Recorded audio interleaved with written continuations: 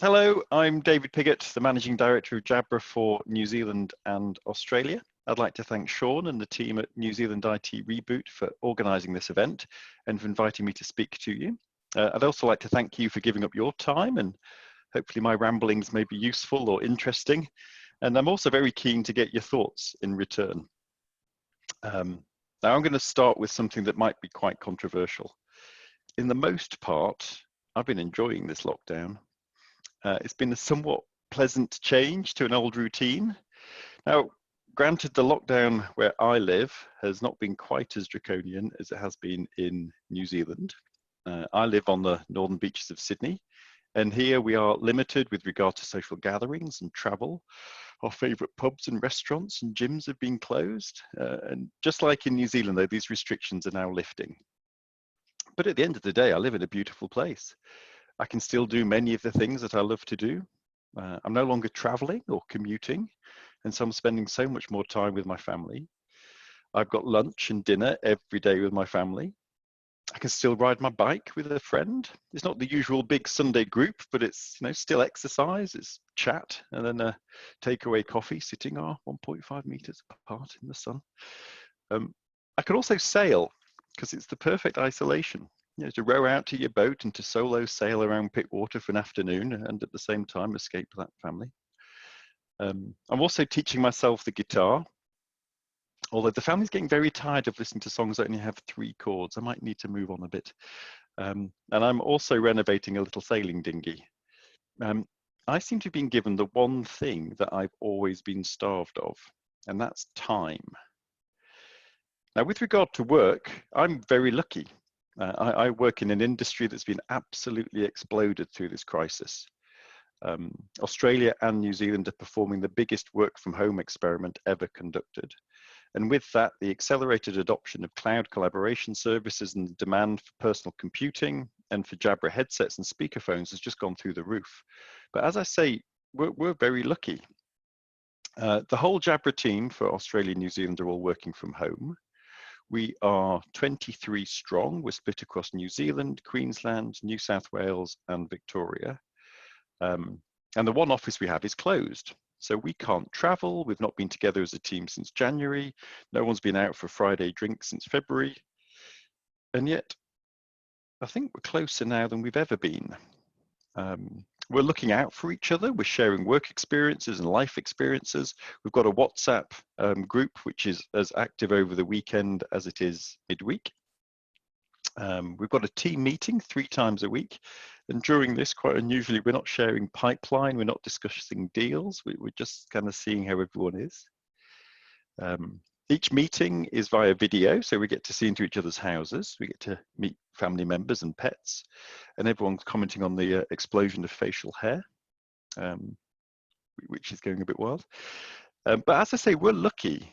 There are so many of my friends that are not so lucky. They work in industries that are focused around people. They own gyms, they run industry training programs, they're public speakers, or they work in construction, they work in travel. They're one of the extra 1.6 million Australians that have lost their incomes because of this terrible situation.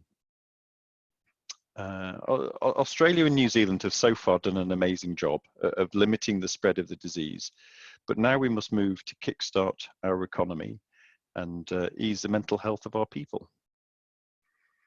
Now, I'm going to shift gears and talk for a little bit about some of the changes to the macroeconomic environment.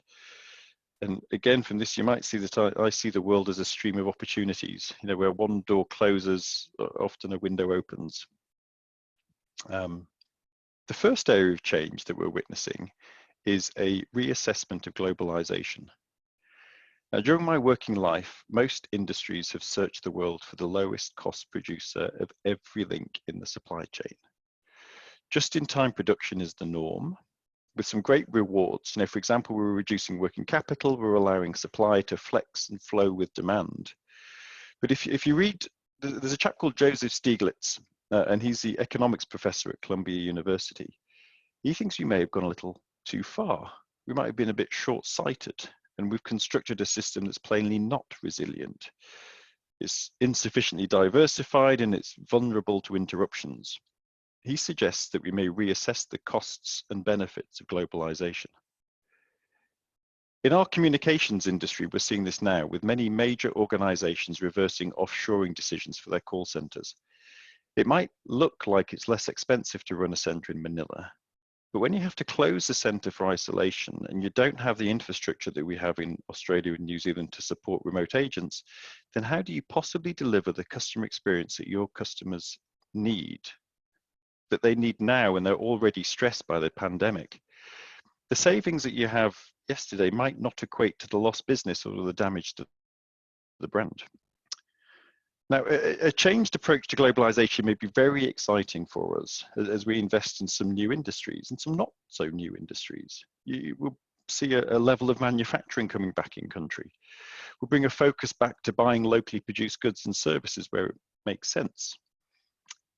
We do have to be careful of this though, because swinging too far the other way and allowing our politicians or industry leaders to build isolationary policy based on the uneducated fear of open borders.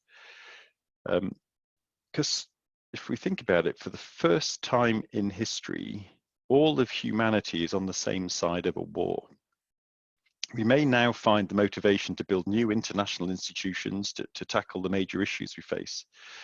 Those dominant nations that could stop explaining and maybe start listening as we take advantage of the diversity of thought and history shared across the many cultures and people that inhabit this planet. Together, we could start to tackle big global issues such as the environment or public health or education, water. So that's globalization. The second area of change is that the normal economy is never coming back. In sectors like retail that have already been under fierce pressure from online competition, this temporary lockdown may prove terminal, as many stores will not reopen. Their jobs are permanently lost. Now, this may just be an acceleration of what we were experiencing before the crisis. Now, Australian retailers saw a reduction of 0.3% year on year in January and 0.7% in December. Now, New Zealand retails are doing better than the Australian counterparts, but last year they were running on very thin margins. It was averaging about 3.2% across the entire sector. Now, retail employs 10% of New Zealand's workforce, and so any decline in this sector will be felt across many communities. But we just have to be aware that some jobs will never return. And although this is frightening to many, and we've seen, especially where we are, the devastation caused by the failure of Virgin and the stress caused to the families and the individuals, people who've worked there for 10, 15 years. But I'm not a believer in protectionary policy. I do believe in pivot, which is one of those new wanky MBA phrases. I'm not supposed to say that, but with the help of things like the education industry, we can start to build low-cost, digitally delivered and small consumption training packages to redirect the workforce towards growth sectors. Growth sectors that may include the traditionally low-paid sectors providing essential services, where demand for people and hopefully wages will start to grow.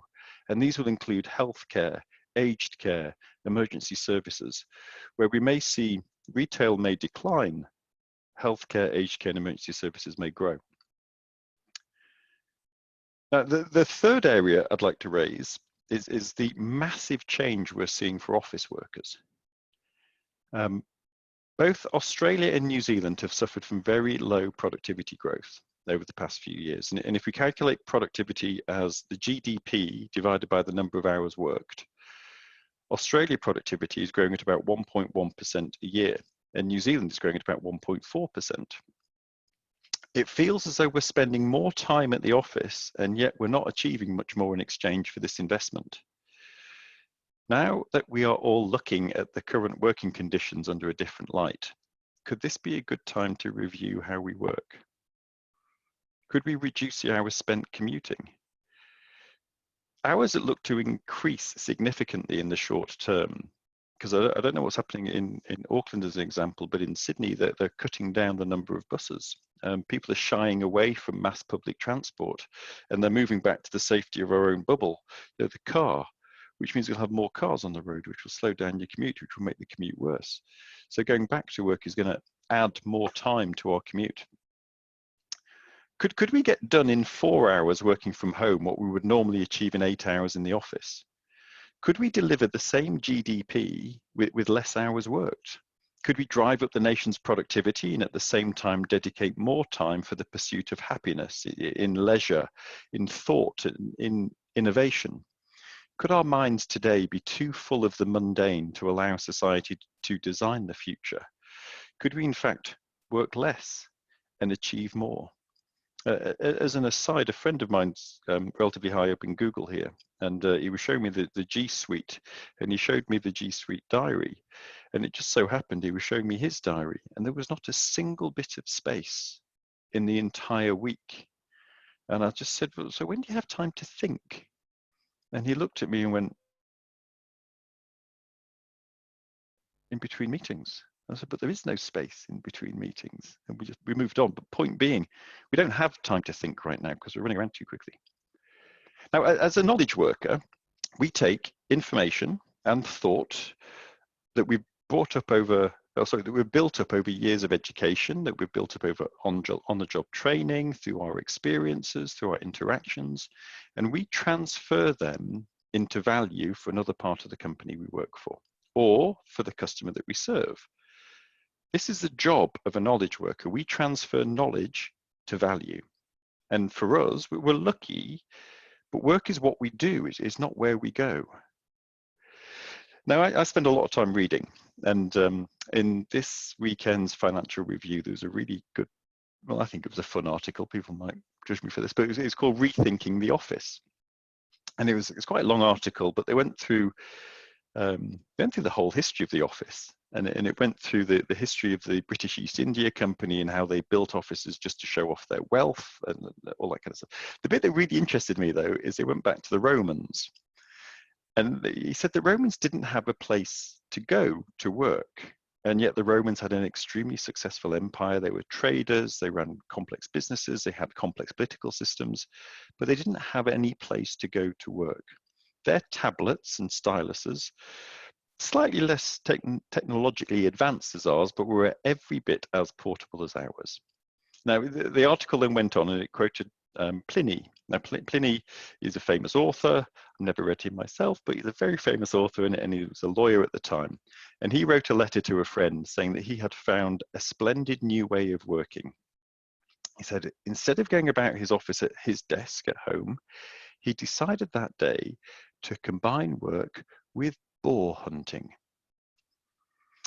Now, I'm not suggesting we go boar hunting, but he went on to say that it was a remarkably productive way to work, since chasing the boar around, imagine him with his spear and he's chasing the boar and he's out of breath, says the mind is stirred and quickened into activity by brisk bodily exercise, which is just so true. But the beautiful thing is that location is not relevant. It wasn't relevant for him as a lawyer and as a writer. Location is not relevant for the transfer of knowledge to value. I can literally work from anywhere.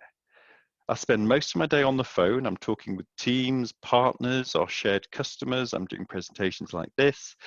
I don't need to be in an office. As an example, I have the luxury of owning a boat. It's a small sailboat. It's nothing flash. It's moored off the beach in Pittwater. I've got a little dinghy, a little rubber dinghy, and it's got a two-stroke outboard motor, which, as people who know outboard motors, is a really loud beast. It's not actually a beast. It has no power whatsoever. It just creates an awful lot of noise. But I use this to get out to the boat. Now, last week, the sun was shining, and I needed to get out of the home for my own mental health, and there was some maintenance required on the boat. But it was midweek. Now, I got to the beach, I put the dinghy in the water, and I started the outboard. With my Blue Parrot headset, which is blatant plug, but it's a brilliant headset, I called my leadership team. Now, they had no idea that I was sitting in a dinghy in the sunshine, motoring out to a yacht with this loud two-stroke engine putting next to me, because the Blue Parrot has got a 98% noise cancelling microphone. It cuts out everything. It allows you to work literally from anywhere. But the important thing is, just like Pliny, my location was not relevant to them. My availability and accessibility was relevant. so that I could help them to understand the problem that they had and to work with them to build a solution. I could deliver value whilst on my own little boar hunt. Now, isolation has made many people realize that assuming that they do not need to be in a single location, so as long as you're working in a factory or a hospital or a school, you can literally work from anywhere. All you need is your high-speed mobile data network, a mobile phone or a tablet, a good quality headset, and good collaboration software. However, if you bring all that back, I am getting bored of isolation, and I'm sure we all are. I'm missing my office.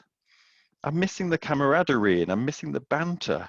And although our office is small, it is our social hub with teammates and partners and end customers coming together. We have interstate and international travelers coming through the office. There's a recent Gallup report, and I can find it for you if you're interested, that states that the social aspects of the job is the reason why most people turn up to work every day. And I love going to the office to talk to the team, to get a heartbeat on the market, to see how everyone's feeling. There's no end of video calls can give you the same feeling you get from an unstructured conversation in the corridor or over a coffee. Added to that, did you know that around 30% of all marriages started in the office? Mine did. I met my wife working. We've got colleagues Sam and Sophie who met at Jabra. They were married last year and have just had their first baby. So as I say, depending on the stats you look at, between 11 and 30% of all marriages started in the office. The Obamas met in the office, the Gates met in the office. The office also allows us to set up barriers between work and home. It's common for people to have a work self and a home self, with both selves being authentic identities, but work often demands not only a different set of clothes, but a different language. But you'd never say pivot or double down around the family breakfast table, but they're common languages in the office. Remove this barrier from someone's life and bring the work identity and the home identity together can have a seriously detrimental effect on a person's self-worth and on their mental health. So going to the office drives routine into your life. It allows people to navigate the complexities of office politics. It gives us the opportunity to give and receive feedback from colleagues. And more than anything, they're often just really good, fun places to be. But the question is, have they gone forever? You know, we're talking now about people going back and 50% of the workforce going back to the office at any one time, keeping social distance. So is that social interaction of the office gone forever? I hope not, and I do truly hope not. Working from home has its benefits. Working at the office has its benefits. Working on a boat or in the park or at a batch all have their benefits for productivity, for social interaction, and for mental health. I think balance is the key, and I feel a greater and better balance is coming, or we have the opportunity to do it. This new working environment should be a time for us to celebrate. We should celebrate the freedom it gives us and embrace the tools we are blessed with today that enable these new ways of working. Now, just as a blatant pitch here, we just launched the Evovle2 headset to deliver enterprise-grade communication, regardless of your location or regardless of the device you're connected to. The Evovle2 have all been rigorously tested and certified by Microsoft to meet their strict requirements. So it ensures clean and crisp communication on their Teams platform. Microsoft is super protective over this certification. They have a 181-page testing document that we have to pass for them to award us the certification. And if you miss one bit of the testing, you have to go through and do it all again. And that's because they're very protective of their application. Now, the Evovle2 has also been built with consumer-grade speakers so that you can listen to music, you can listen to audio books. I'm loving the Name of the Wind, if you want a recommendation for an audio book, by the way. Brilliant. Or you can watch your Netflix when you're relaxing. It is truly mobile and will let you both work and relax anywhere.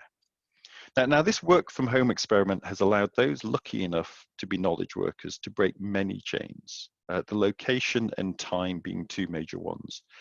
Using this crisis to engineer change may be as we come through this, we can finally head towards that work-life balance we've been talking about forever. Today's available technology may make communication a little faster than it was in Roman times, but just like Pliny, it does allow us to go on our own little boar hunt whilst working. And that's it for me. Nice, thank you, David.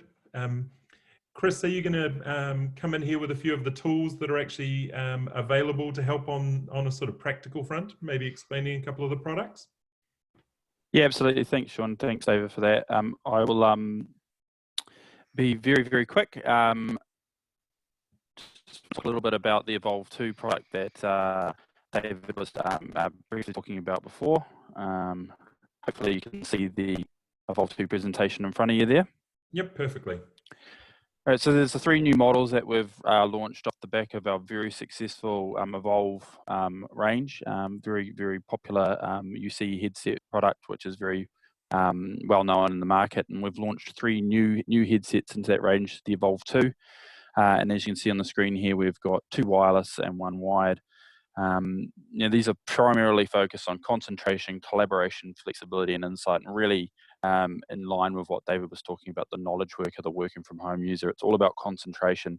The stats that kind of existed 6 weeks ago, 8 weeks ago, are kind of gone out the window, but we're talking about the expectation of a 47% increase in UC by 2022. Well, I imagine that's now 100%. And then when we've talked to knowledge-based workers, 8 out of 10 of them talk about how they're disrupted by noise quite frequently. So it's about designing headsets around that.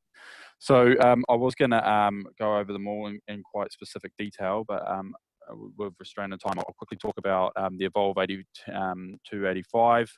Again, what David talked about was a very consumery looking product. So this particular headset, over the air, kind of full ear coverage, passive noise cancellation, which is actually a very specific and technical type of noise cancellation. It's designed to cover more of a wider range of noise cancellation as opposed to active noise cancellation, which we're all very familiar with blocking out sound. 360-degree lights, so you can tell whether you're busy or not. You can also get this particular model in a UC or Teams variant. It's Teams certified with a Teams button. It actually has 10 microphones. It has a retractable boom arm. So when the boom arm's down, you've got 10 microphones. The 2 microphones at the end of the boom arm are Microsoft Open Office certified. It is the hardest certification that you can get with Microsoft. When it is closed, you've got 8 microphones, which are just as good in both and absolutely up to UC standard. It has Bluetooth 5 up to 30 meters, but what it also allows you to do is have better density, better clarity, and better delivery of sound. Dual connectivity, and it comes in a USB-C and USB-A variant. One touch voice assistant. So it's a really nice model, and there's another example of how you can see those lights from 360 degrees. We then have a newer version of our Evolve65, the Evolve265. Amazing passive noise cancellation, that incredible noise cancellation process. Again, it has 360 busy light. All the controls with our new Evolve2 range are now in the headset. They're not on the controller anymore. It also has that unmatched performance of the Office certification on the microphone, the one-touch button and boom arm for muting and answering.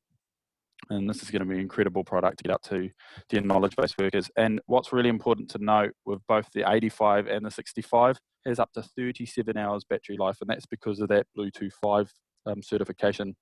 Again, this is also USB-C, USB-A. And then our final model is the Evolve40, 240, based off our most popular wired headset, the Evolve40. It's a next step up. Again, it's got all that control now built into the headset, has that amazing passive noise cancellation, 360-degree busy light. You can get it in the Teams variant with a Teams button or UC button like the others, and another incredible headset. So if you ever want to talk to anyone about, please contact your Jabra contacts. Shabana Khan, Jabra brand manager from Ingram Micro. She's who you talk to for stock and pricing, etc. And then please come to me if you have any questions about the product. If you want me to take some of our partners, if you want me to take some of your sales teams through the product, demo equipment, technical support, and I can touch more on our larger offering along with our free software. So I'll leave that there. Sean, thanks very much for your time and allowing us to talk a little bit about the product as well. Yeah, Chris, if a new partner wanted to come on board, what's the first step? Do they contact Ingram Micro and there's maybe product training or certification available? That's a really cool question. Thanks for asking that. We have a partner program, but we want to give everyone the ability to try and sell Jabra. Now there are a few steps and a few certifications to go through. I'd be your best point of contact, so please reach out to me. Hopefully my details. They might not be showing, but it's my number is 020-414-35946, or you can get me chclark@jabra.com. So yeah, reach out to me and I'll take you through the partner program. But yeah, we want lots of partners. We want people to really adopt the Jabra kind of vision and kind of partner with us. So yeah, please reach out to me. That'd be fantastic. Thank you both.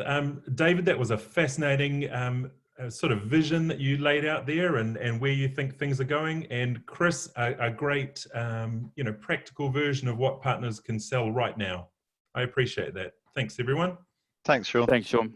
Appreciate Bye-bye. it. All the very best. Bye.